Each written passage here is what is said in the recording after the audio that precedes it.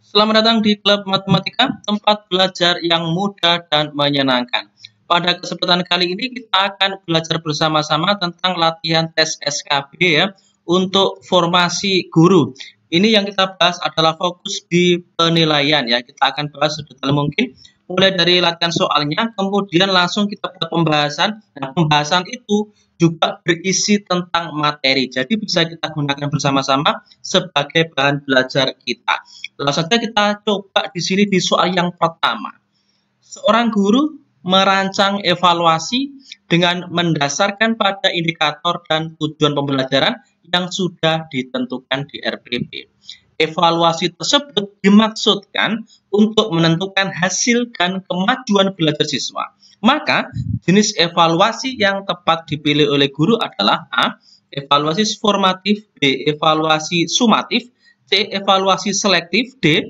Evaluasi diagnostik, atau E. Evaluasi penempatan. Sebelum kita bahas di sini di soal, kita berikan materi dulu mengenai jenis-jenis evaluasi berdasarkan tujuannya. Yang pertama adalah evaluasi diagnostik. Evaluasi diagnostis di sini adalah yang bertujuan untuk, namanya saja diagnostik. Artinya untuk menelaah kelemahan-kelemahan siswa beserta faktor-faktor penyebabnya. Yang kedua adalah evaluasi selektif. Sesuai dengan namanya, selektif berarti memilih. Di awal tadi diagnostik, mencari, melihat kelemahannya. Kemudian mencari juga faktor-faktor yang menyebabkan kelemahan-kelemahan itu. Yang kedua ini selektif, artinya memilih. Selektif kan memilih kata kuncinya, sehingga definisinya evaluasi yang digunakan untuk memilih siswa yang paling tepat sesuai dengan kriteria program kegiatan tertentu. Misalnya untuk mengikuti OSN, maka kita bisa melakukan evaluasi selektif ini. Yang ketiga adalah evaluasi penempatan. Lihat istilahnya, penempatan. Berarti ada kata kuncinya yaitu menempatkan siswa. Oke, secara detailnya evaluasi penempatan adalah evaluasi yang digunakan untuk menempatkan siswa dalam program pendidikan tertentu sesuai dengan karakteristik siswa. Yang keempat adalah evaluasi formatif. Namanya formatif, berarti evaluasi yang dilaksanakan untuk memperbaiki, untuk meningkatkan proses belajar mengajar. Sementara yang kelima adalah evaluasi sumatif. Evaluasi sumatif di sini adalah evaluasi yang dilakukan untuk menentukan hasil dan kemajuan belajar siswa. Kita mulai dari yang pertama tadi, diagnostik, menelaah kelemahan-kelemahan dan faktor penyebabnya.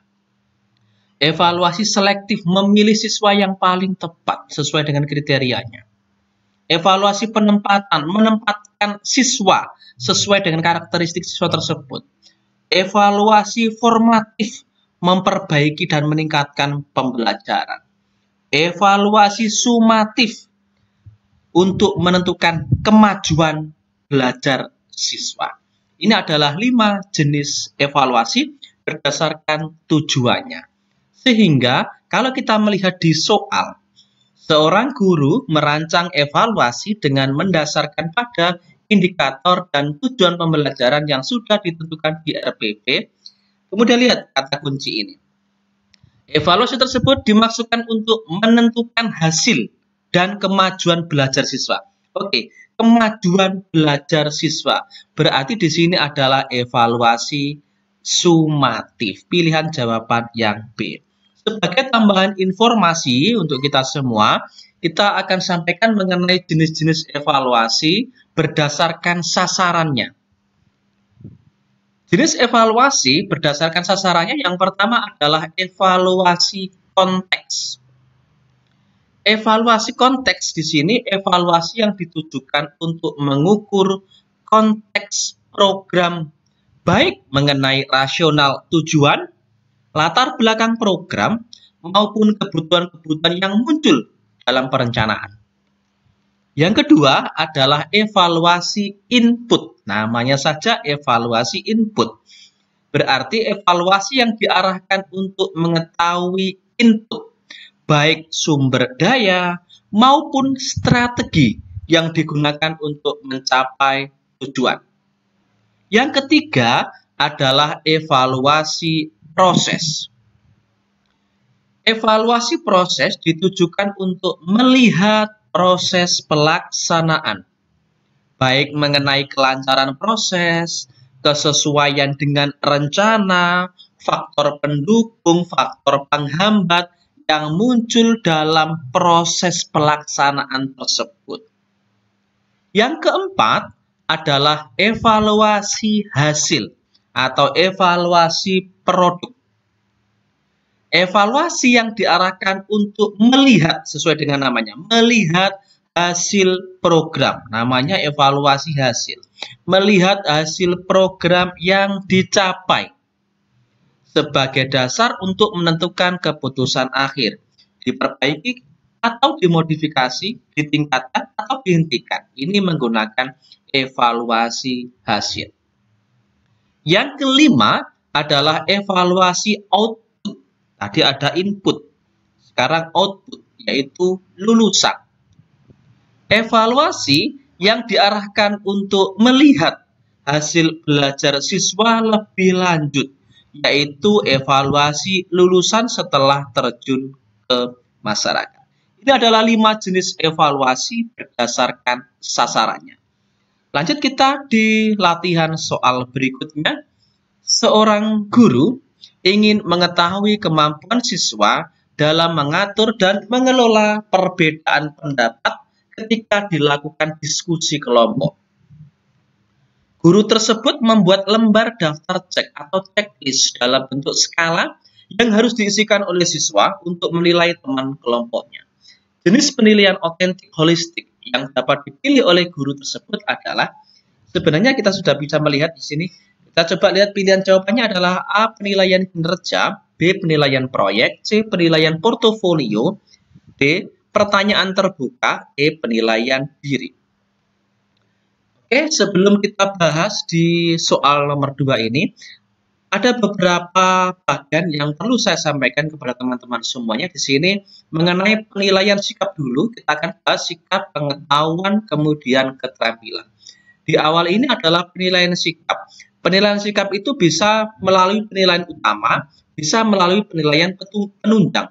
Penilaian utama ini penilaian yang dilakukan melalui observasi guru kelas yang melihat langsung mengenai sikap anak didiknya.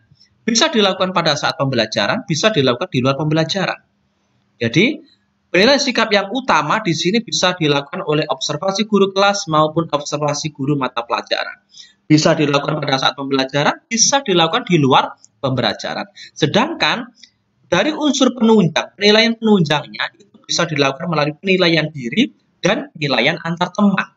Tapi sifatnya hanya menunjang dari penilaian utama, dari observasi yang dilakukan oleh guru. Ini sekilas mengenai penilaian sikap. Kemudian, penilaian yang kedua adalah penilaian pengetahuan. Bisa kita lakukan melalui tes tulis, tes lisan, penugasan.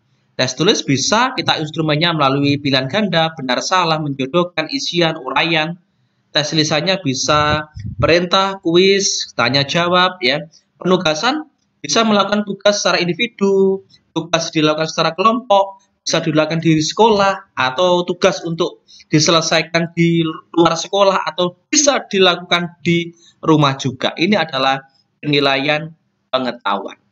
Sementara yang ketiga adalah penilaian keterampilan. Nah, penilaian keterampilan di sini bisa meliputi penilaian kinerja, penilaian proyek, kemudian penilaian portofolio. Nanti akan kita bahas detail mengenai kinerja, proyek, dan portofolio. Di penilaian kinerja mengukur capaian pembelajaran, keterampilan proses atau keterampilan unjuk kerja, ya, hasil atau produknya. Sementara penilaian proyeknya di sini untuk mengetahui kemampuan siswa dalam mengaplikasikan pengetahuannya melalui penyelesaian tugas dalam waktu tertentu. Portofolio di sini rekaman penilaian otentik yang memperkuat kemajuan dan kualitas pekerjaan anak. Di soal tadi kita akan bahas detail di sini di pilihan jawabannya mulai dari awal, yaitu penilaian kinerja. Penilaian kinerja sering disebut dengan performance assessment. Bentuk penilaian ini digunakan mengukur hasil kerja dari suatu tugas yang dilakukan oleh anak.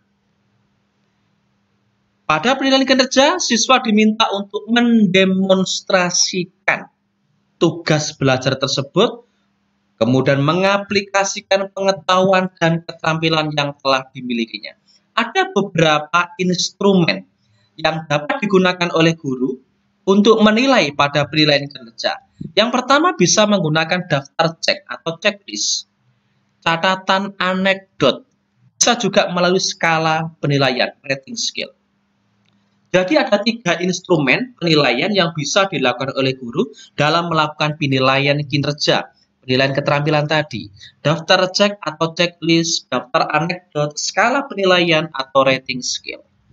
Selanjutnya yaitu penilaian proyek. Disebut juga penilaian proyek, berarti di sini bentuknya berupa pemberian tugas kepada siswa secara berkelompok. Penilaian proyek dapat dikatakan sebagai penilaian yang berbentuk penugasan. Tujuannya mengukur kemampuan siswa menghasilkan karya tertentu yang dilakukan secara berkelompok. Dengan menggunakan penilaian proyek, guru dapat memperoleh informasi yang berkaitan dengan kemampuan siswa dalam hal pengetahuan, pemahaman, aplikasi, sintesis informasi, sampai dengan penyimpulan. Ini adalah penilaian proyek. Sementara penilaian portofolio di sini merupakan salah satu penilaian otentik yang dikenakan pada sekumpulan karya peserta didik yang diambil selama proses pembelajaran dalam waktu tertentu. Karya-karya tersebut disusun secara sistematis dan terorganisir. Oke, untuk melakukan penilaian portofolio di sini, kita sebagai guru harus memperhatikan beberapa hal. Misalnya kesesuaian, saling kepercayaan antara guru dan siswa, adanya kerahasiaan, kemudian adanya kepuasan. Portofolio di sini milik kita bersama, milik guru, kemudian milik siswa. Di sini penilaian proses dan hasil, tidak hanya hasil saja, tapi prosesnya juga ada penilaiannya. Sementara untuk jurnal, di sini jurnal merupakan rekaman tertulis, oke? Tentang apa yang dilakukan oleh anak yang berkaitan dengan apa yang dia pelajari. Jurnal ini berhubungan dengan topik-topik kunci yang dipelajari. Misalnya perasaan siswa terhadap pelajaran, misalnya kesulitan belajar yang dialami oleh siswa tersebut, atau keberhasilan dalam memecahkan sebuah masalah, atau berbagai catatan lain atau komentar siswa. Jadi jurnal di sini bisa digunakan sebagai catatan pribadi siswa tentang materi yang disampaikan oleh guru di kelas. Penilaian diri ya. Ini adalah dari penilaian penunjang ya, untuk keterampilan, untuk penilaian sikap. Tadi unsur penunjangnya adalah penilaian diri dan penilaian antar teman. Yang utama tadi adalah penilaian dari observasi kegiatan yang dilakukan oleh guru kelas maupun guru mapel. Jadi ini hanya sebagai penunjang untuk penilaian sikapnya. Penilaian diri, self-assessment. Teknik penilaian di mana siswa diminta untuk menilai dirinya sendiri. Oke, siswa namanya saja penilaian diri. Jadi siswa menilai dirinya sendiri. Untuk melaksanakan penilaian diri ini, ada beberapa hal yang harus kita perhatikan. Yang pertama, menentukan terlebih dahulu kompetensi atau aspek apa yang akan dinilai. Kemudian yang kedua adalah menentukan kriteria penilaian.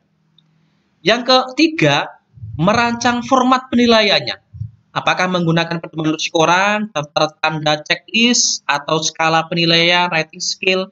Ini sesuai dengan kebutuhan guru ya. Kemudian siswa diminta untuk melakukan penilaian diri berdasarkan instrumen yang telah dipilih tadi. Ya, checklist atau skala penilaian. Kemudian guru mengkaji sampel hasil penilaian secara acak. Di sini untuk melihat apakah siswa tersebut benar-benar melakukan penilaian secara objektif. Dan yang terakhir, guru menyampaikan umpan balik kepada siswa yang didasarkan pada hasil kajian sampel secara acak tadi. Yang berikutnya adalah penilaian antar teman. Ini termasuk penilaian sikap unsur penunjang, ya, penilaian antar teman. Hampir sama dengan penilaian diri tadi. Cuma di penilaian antar teman di sini adalah teknik penilaian dengan cara meminta siswa untuk saling menilai. Karena penilaian diri tadi menilai dirinya sendiri, kalau penilaian antar teman di sini saling menilai dalam temannya. Penilaian ini dapat dilakukan secara kelompok untuk mendapatkan informasi sekitar kompetensi siswa dalam kelompoknya. Informasi ini dapat dijadikan sebagai bahan untuk menentukan pencapaian hasil belajar peserta didik. Pertanyaan terbuka. Penilaian tertentu juga bisa dilakukan dengan cara meminta siswa membaca materi, kemudian guru memberikan pertanyaan terbuka dan siswa merespon pertanyaan tersebut. Jadi penilaian ini fokus tentang bagaimana siswa mengaplikasikan informasi, ya, informasi tadi untuk dipanggil kembali informasi tersebut melalui pertanyaan terbuka. Pertanyaan terbuka juga harus dibatasi agar jawabannya tidak terlalu luas dan lebih bermakna sesuai dengan tujuan dari pertanyaan tersebut. Kalau kita lihat di soal nomor 2 tadi, seorang guru ingin mengetahui kemampuan siswa dalam mengatur dan mengelola perbedaan pendapat ketika dilakukan diskusi kelompok. Guru tersebut membuat daftar cek atau checklist. Ya, di sini sudah ketahuan jawabannya. Daftar cek atau checklist dalam bentuk skala yang harus diisi oleh siswa untuk menilai teman kelompoknya. Oke, oleh siswa untuk menilai teman kelompoknya.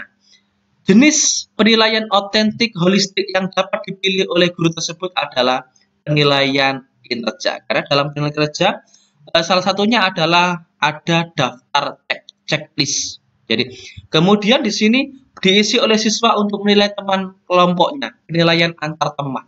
Ya. Jadi, ini di soal nomor 2 di sini adalah pilihan jawaban yang A. Seperti itu ya, cukup mudah karena klub matematika adalah tempat belajar yang mudah dan menyenangkan ya.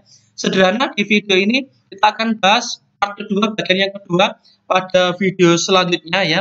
Semoga video sederhana ini bisa bermanfaat untuk kita semua. Jangan lupa like, subscribe, bagikan jika dirasa video ini bisa bermanfaat bagi orang lain. Terima kasih dan tonton kami di video selanjutnya di Klub Matematika.